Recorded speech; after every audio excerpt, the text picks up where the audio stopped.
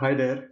In this video, I'm going to show you one mistake that students tend to make while approaching sentence correction questions, and that one thing you should never ever do when you approach these questions. Let's take a sentence to explain it better. So here is our sentence. Many well-heeled taxpayers pay less than 10% of their annual income to the IRS. What most students would do is stop there. They would not read beyond that because they would think it doesn't make any difference.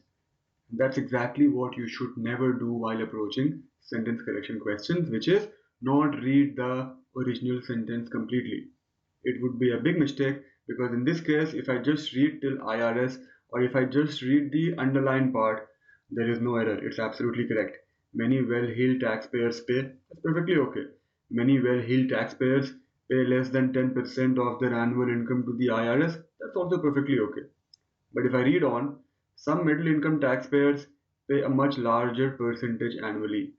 Now I realize that there is no connection between the first part and the second part. This comma cannot be used to connect two independent clauses. I am actually looking at a run-on sentence, and that is the error in the sentence. So while the underlined part by itself is absolutely correct, there's a big error in the sentence.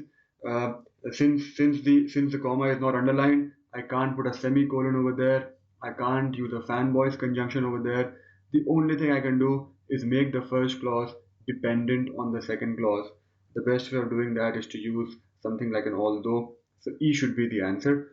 Although many well-heeled taxpayers pay less than 10%, some middle income taxpayers pay a much larger percentage.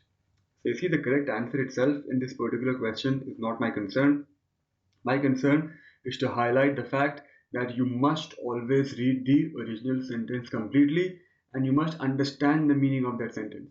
This will be very relevant on, say, errors of tense, because what may happen at times is you're looking at two options.